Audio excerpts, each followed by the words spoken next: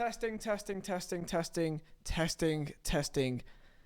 Let's go. Ladies and gentlemen, who am I kidding? There's 5 women here, but please do subscribe. Oh yeah, I've got a green screen. You may have not realized. I really liked it. I felt like it really, connected well with the video. Today we're doing the iceberg. I feel like doing it again, and instead of doing like the football iceberg, I thought I might as well split it into different parts so I could do a FIFA World Cup iceberg, which is today's video. If you guys do enjoy, then tell me down below in the comments. It just help out massively. I don't know why I'm in my glasses, but if you guys do enjoy, then tell me down below in the comments. It does mean a lot. And let's try and hit 2,500 likes. So of course, I must say, what is an iceberg? What is this video? Am I actually on about icebergs? No, I'm not. When you see an iceberg, you see the tip. You see the surface level of the iceberg. But what an iceberg is that underneath the surface level, the sea level is very, very large underneath, hiding underneath the surface about what you don't see, what you don't know. And the deeper you go into the iceberg, the more darker, more sinister that it can be. So some things here can be kind of funky, kind of cool, and hey, that's kind of funny.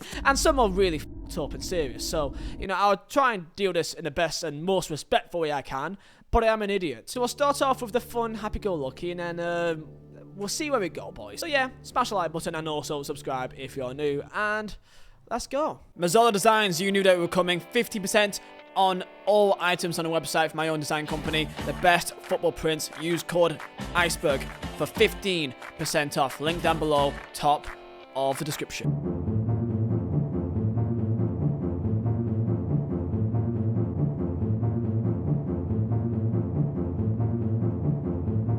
The Jabon. The Jabon is a football, if you don't know. Back in the 2010 World Cup, there was this ball right here, which was called the Jabon, which had a lot of criticism by a lot of the players and staff of each nation. Some more than others, some loved it, some hated it. Mostly hated it. I don't know how to explain it, but simply put, there was something weird about this ball that made it erratic and unpredictable. And I believe the reason is that it was too round. I don't know how that's possible for football, but here we are, lads. Apparently the ball was designed so well to be so round and curved by Adidas that it was too round that when the ball was hit, how it reacted to the air, it became erratic and it moved and it swayed a lot. Therefore, if you're a goalkeeper, good luck. That's pretty much the point here. Many goalkeepers coming out and complaining, many players coming out and complaining, many managers and staff members coming out and complaining, and it created many incredible goals for the World Cup and a lot of tears. But oh no, the Jabon will always go down in football history of being one of the most iconic and most recognized footballs there is out there because of a ball being too round. I still don't know how that even makes any sense.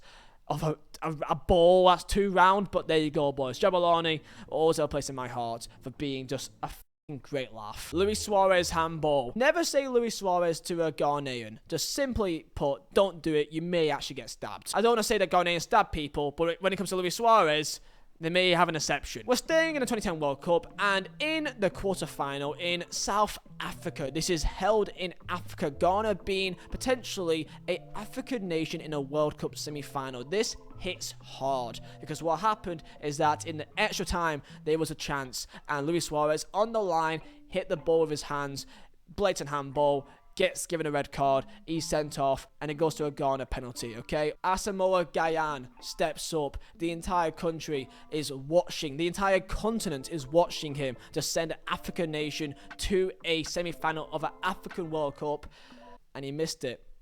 And he missed it. And Luis Suarez, what really hurt was the celebrations, because of course Uruguay went on from that miss to go win on penalties, and Luis Suarez was held as a hero. In simple terms, cheating. He purposely cheated and took the risk of going down to 10 men, and somehow it worked out for him. So it's genius, but don't say that to a Ghanaian, otherwise he may actually kill you. To this day, just Luis Suarez is not a word that is spoken about in that country. 7-1. Brazilians, come on. Let's be real. You knew that this was coming. Don't act surprised. Imagine hosting a World Cup, and in all countries, you are Brazil, one of the most passionate footballing nations in the world. You host a World Cup. You're in a World Cup semi-final against Germany, and you lose 7-1 in front of your entire nation. I remember where I was when I watched this. I remember being in my living room, and I remember just having, what was I drinking? I had a dark fruits. I had a strong bowl dark fruits watching this game, and I remembered the taste of the dark fruits. That's how recognizable. I remember going to the group chat, and literally no one could actually understand what they were witnessing here. 7-1 in a World Cup. They were 5-0 at half time, I think. This loss was so bad that it became a day of mourning, a week of mourning. In Brazilian football history, the images and the videos that we saw from that night will be remembered in Brazilian history. To end it on a high note, they did face against each other in the Olympics. Brazil beat Germany, and Brazil did come out on top with Neymar also winning that. So it did give some sort of justice and respect back to the nation since. So at least there's that. But forever, this game will always be remembered, at least in recent footballing history, and one of the most recognizable games in the World Cup there's ever been. Pele. I must have Pele in here, just because it's Pele. No other reason. There you go. World Cup songs. This must be in here. You may be kind of confused, but for me, I realized that World Cup songs is possibly even bigger than the World Cup itself at times. And that may make no sense, but just type up on YouTube right now, just type up World Cup. And the first thing that dropped down in your search bar is World Cup song or World Cup songs. It's the first thing that pops up, not World Cup, you know, final, World Cup highlights, World Cup certain years, 2018, 2014. No, it's World Cup song. The likes of Waka Waka, Shakira, Waving Flag will forever be, it'd be beyond football. Every single fan of football in the world knows these songs, and it is iconic to the game. Most conversations about the World Cup online, it always ends up to, yo, so Waka Waka or Waving Flag? Waka Waka, it's Waving Flag. It's absolutely Waving Flag. I forgot to mention, but that was the peak of it, or the above surface level. Now let's get into the surface level of the iceberg here, the tier beneath. The level we go down, things may get a bit more weirder, a bit more less known, or a bit more serious. Kind of depends on how I kind of rank it here. And let's start off with a big one on the surface level, right?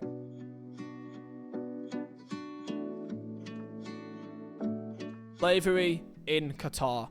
The Qatar World Cup has had many publications over it, and this is why it's so high. They should be lower down, but because so many people knows about it, is what makes it even more weirder. Everyone knows that how the stadiums have been built in the last couple of years is very inhumane. There's been multiple countless deaths that's been related to members that has built the stadiums over in Qatar. People coming from other countries, from surrounding nations, looking for work, looking for any way to provide for their family. People are very desperate to provide for their family, and many stories, just look it up online, there's hundreds of stories of people coming from Bangladesh, coming from surrounding nations. They go there to help and provide for their family, and then they are never heard of ever again. It could be a combination of inhumane work hours, working from rise till dawn every day, poor living conditions, poor nutrition, the beyond excruciating heat. All these factors come together, what has created this World Cup, but it feels like it is tainted a bit. Maybe not now, maybe later on down the line, people will look back on it and think, yeah, this was a great World Cup or a bad World Cup or whatever else, but then it will all come down to how was it formed. And there's a lot of dodgy things behind it, and this leads to my next point. FIFA Gate. The amount of FIFA officials which has been arrested, founded for bribes, fraud, so many arrests and crimes has been caused by FIFA officials. It is actually getting beyond a joke at this stage. Of course, there's the example of the likes of Qatar being maybe a bribe to get into the World Cup. There's no actual proof of that, but there's proof of other World Cups being given with some kind of weird little leniencies. We all know that FIFA is a corrupt organization, and that is what makes it even worse. The fact that we already know, but there's nothing that we can do to change it. And I could go into every single arrest here, but I could be for 15-20 minutes. This should be low down on the list, but because it's so well known is what makes it almost worse. Everyone knows about it. It's just Vuvuzelas. Now, yes, this may seem like a really weird point to come after what we just said. However, I could put this on a very serious level here, because this is the worst thing that has ever been created known to man. I hate Vuvuzelas. It ruins the World Cup. I can't go back to that World Cup and watch any highlights, watch any commentary, watch anything about it without just hearing nah, nah, nah. You get what I mean?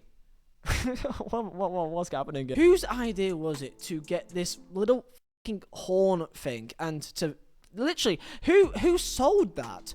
I need to know 500 blokes outside every single stadium with these fucking horns. Who got that going? Who thought, yeah, that sounds pretty good? Absolutely ruins it. Just vuvuzelas, like, I hate it.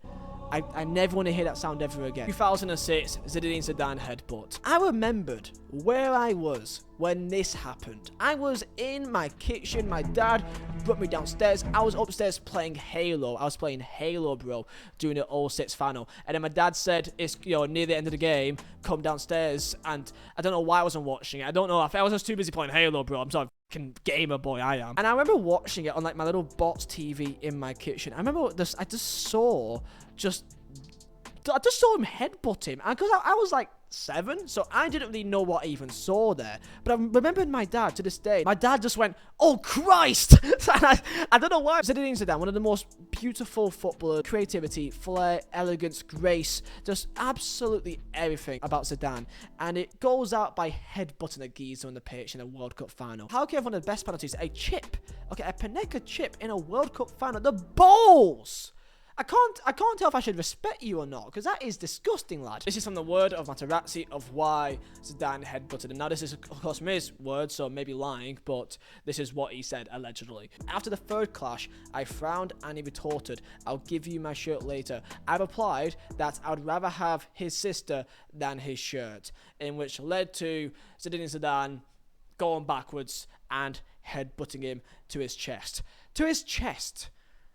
I've never known a man think, I'm gonna headbutt you in your chest. Do you know how solid your head must be to think that that's the way to go? I kind of respect it. I've never seen a guy headbutt a chest, bro. Zidane, of course, got sent off, and France lost the World Cup final.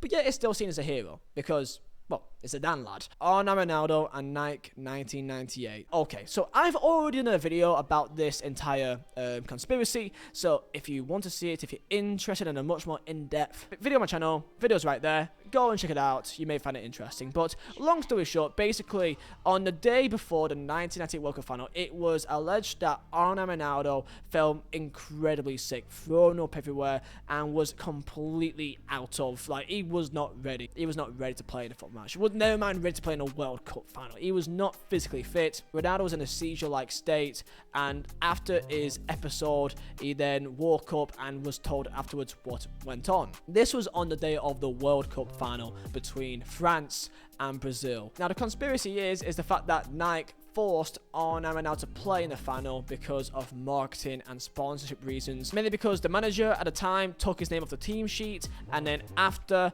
for some reason, an hour before kickoff, his name got put back on the team sheet, even though he had a seizure earlier in the day. He was not ready to play in a game of that magnitude, in any game in general, but never mind a World Cup final, man. Tell me if you guys believe that. Diego Maradona, hand of God. Ha. I'm English, so this makes it fun. Of course, I wasn't born back then. I'm not in my 40s, so I can't really look back at this in really any sort of like anger or pain, because I wasn't born then. But from what I know from my family, he's not really a liked person with my granddad. He's not. The 1986 World Cup, Argentina versus England in the quarter-finals, held in Mexico, and Diego Maradona made that game his own. You don't even need to know football. This is how far this transcends. You don't need to care about football. You barely need to know that football even existed, and you would know this photo. You will know this photo. I don't care if you are like a badminton player. You may just read books all day. You may live in a rock. You may be like Patrick Star from SpongeBob, bro. You know this photo. You know the name Hand of God, and you may not even care about who's even involved, what game it was, and what part of the world it was in. It doesn't matter. Game just epitomizes Diego Maradona and his brilliance and just completely just wacky nature. The first goal in the game, of course, the famous Hand of God goal, where he roars like a salmon and literally palmed the ball in the back of the net above Shilton, and for whatever reason, not the linesman, not the referee, no one that has any indication of how to really change a game, Didn't see it for whatever reason. It was perfectly placed. And what makes it even better, I guess, if you're Maradona, is that later on in that same game, and of course, Argentina went on to go and win that World Cup. And that is why Maradona is held so highly. That is why they compare Messi to Maradona so much, that Maradona literally dragged, by cheating almost as well, forced Argentina to have that World Cup, and that is why so many people compare Maradona and Messi. So that is now the surface level category done. Now let's enter into the first tier below the surface level. The things that you may know about, but not everyone. Okay, you may know about it, but some won't. Let's start off with Maradona again, and that is doping. It's Maradona, bro.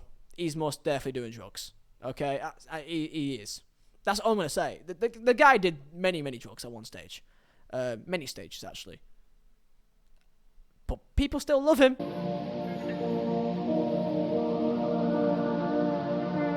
2002 South Korea scandal. So in the 2002 World Cup, it was held in South Korea, and there was many dodgy calls and dodgy decisions that was going on in particularly South Korea's favour. South Korea came fourth in the tournament, and they knocked out Italy and Spain. And I mean, in the background there'll be some footage here. There were some very weird decisions in that game, which led to a lot of controversy. And this is FIFA here, with what we know from the FIFA members. I wouldn't really put it past something maybe going down here. What I see from the consistency of the decisions and just how ridiculous some are between the Spanish and the Italian matches, I would be very surprised, because either the guy is stupid and he doesn't see how this looks absolutely awful, or he's just stupid in general, or he's been paid off. Russian doping. So in the 2018 World Cup, people found it a bit insane how so many players in the game, they were just absolutely insane. Mentally, physically, fitness-wise, they were pulling off incredible stats in their own World Cup, and that could be a big factor. The WADA set a 4-year doping ban on a Russian national football team after the World Cup, in terms of one of the players were alleged to have been found to be one of the doping players. This was an entire controversy in Russia for Olympians as well, not just the footballers. But yeah, Russia, man. Can you calm down for one fucking week? Argentina versus Peru, 1978 final. You may not have realized if you look down the history book, but Argentina beat Peru 6-0 in a World Cup final. They beat them 6-0. After the triumph, there were some alleged dirty tricks by the dictator at the time called George Fidela, or I'm probably saying that wrong, but Fidela. So if you don't know, in the 1978 World Cup, Argentina could have got knocked out of the group stage, and they had to go and win a game, the last game of the group stage, by a large margin. Came up Peru, in which they beat Peru 6-0, and it's been led by an investigation that there were some foul play that could have been happening in place in terms of bribes to the Peru team, and more specifically the Peru goalkeeper. Both leaders at the time between Argentina and Peru struck a deal that they would allow Argentina to beat them by more than 4 goals to confirm themselves through to the next round. Peruvian members came out saying that Videla needed to win the World Cup to cleanse Argentina's bad image around the world. Of course, this was a time, of the Falklands War between Argentina and England. This is all accusations, and allegedly there's been no official confirmation that there were bribes in place, but they beat Peru 6-0 and they needed 4 goals to make it to the next round. So I'm just saying, El Quinto Partido. I do love myself a good old-fashioned curse. This is Mexico and the curse of the 5th match in the World Cup. Only once in 1986 have they ever reached the 5th game, which is in the quarterfinals. Only once in their entire history. Since then, they have always struggled to get past that stage, and it's now well known as a curse held to the Mexican people. If you talk to a Mexican football fan, they'll talk to you about this, that this is quite well known in their culture. 7 consecutive times they made it to the round of 16, and all 7 times, going back to 1994, they faced Bulgaria, Germany, USA, Argentina twice, the Netherlands, and then Brazil. Each time they were knocked out in the round of 16, 7 times in a row. Why is the reason? Bad luck, bad refereeing, penalties, psychological battles.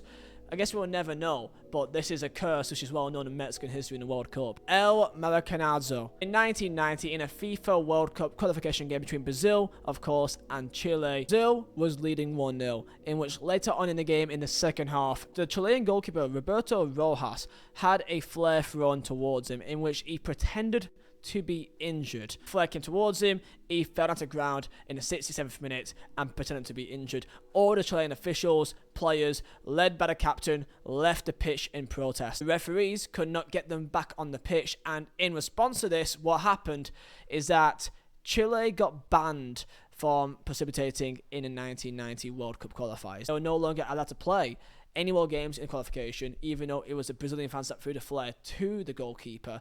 And then what makes it worse, the goalkeeper involved, Roberto Rojas, got banned for life. He never played again. Rojas being treated, Patricio Yanez made an obscene gesture to the Brazilian fans by grabbing his genital. This is now later known in Chile as Pato Yanez. Imagine being banned from the World Cup because your goalkeeper pretended to be injured. Like your entire country is out because of one person. That is mental. The mighty Magyars. The mighty Magyars, or the Golden Team, goes back to the great Hungarian side in the 50s, involving the likes of Puskas. In 69 games between 1950 to 1956, they had 58 wins out of 69 games, 10 draws, and 1 loss. And that loss was in the 1954 World Cup final against Germany, no less. Statistically, according to the BBC, they are still seen as one of the best sides in footballing history. Their formation being the 2-3-2-3-2 formation. That is their formation, which is quite mad. I can't have a World Cup video without them in there. So the mighty Magyars, the Golden Team, forever down in football history. And most people will forget about them, sadly. Roger Mila. Oh, Roger Mila, my boy. He's a good vibe. He's a good vibe. Most people you may know this image here of Roger, the dance, the little like hips. You may not know who he is. His name's Roger Mila, Cameroonian lad. Cameroonian legend, okay? Just look at him go. There's not much really to go with this. Just the fact that you may know this guy. And I like him. So, yeah. Roger Mila.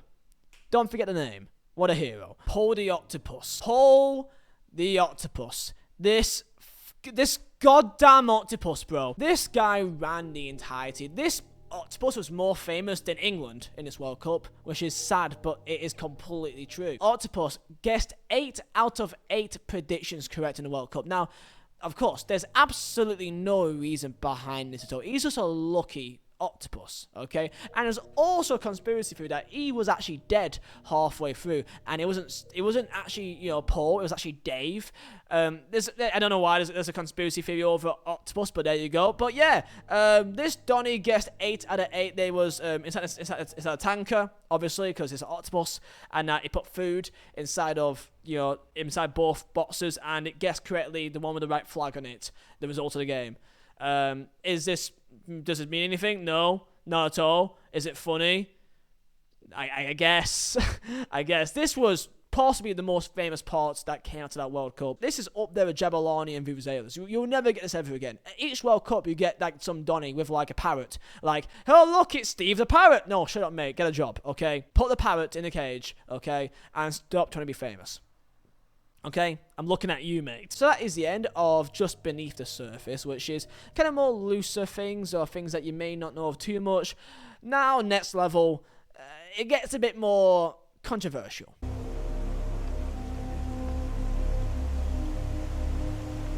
France versus Ireland, Thierry Henry. To this day, if you try and speak to an Irishman about Thierry Henry, he won't look you in the eyes. If he does look at you, it'd be a pure look of disgust.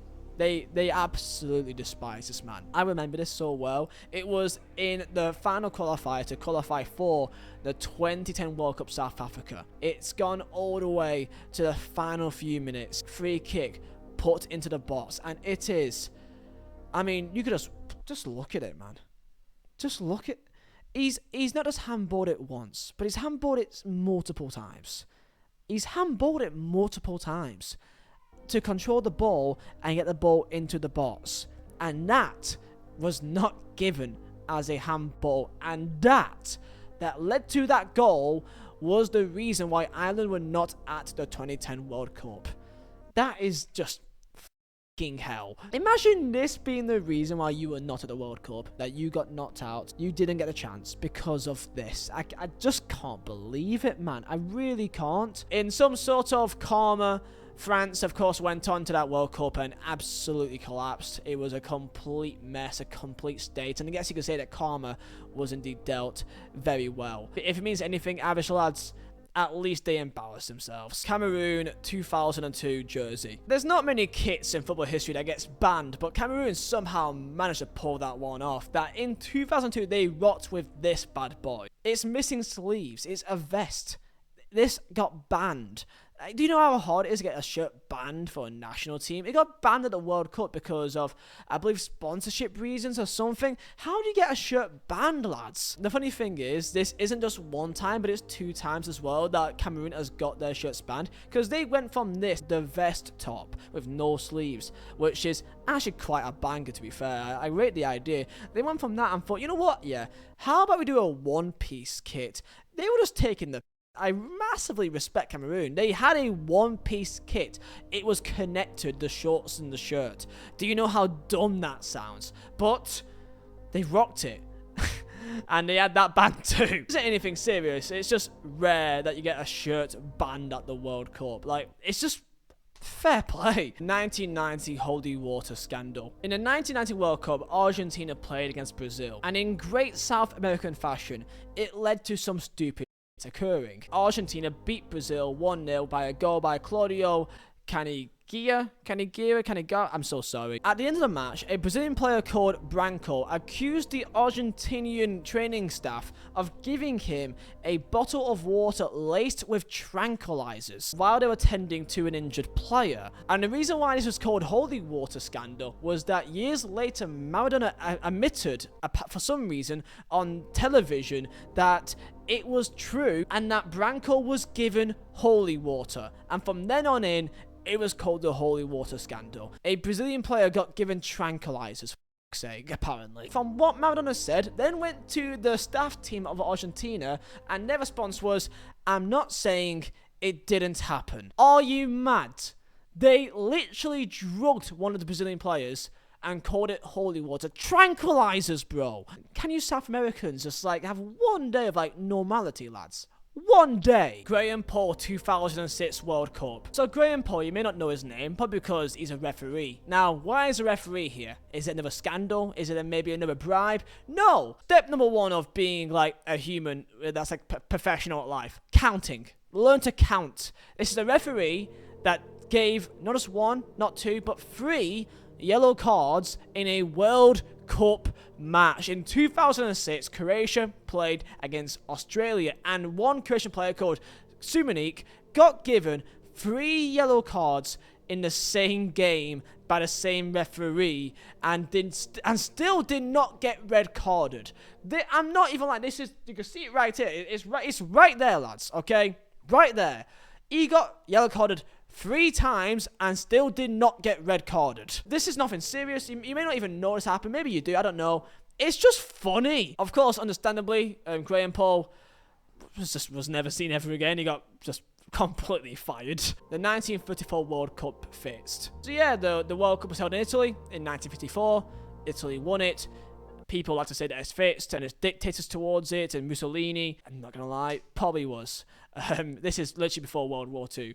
I think a lot more crazy things are happening later on. So to imagine this was fixed and some bribes went on in place, probably the least surprising thing I've heard so far in this video. So probably. Probably. The 1966 World Cup fixed. There's a lot of fixings here, a lot of scandals. The main example is the fact that the goal in the World Cup final against West Germany was actually probably not a goal, but they had no VAR. So, was it fixed?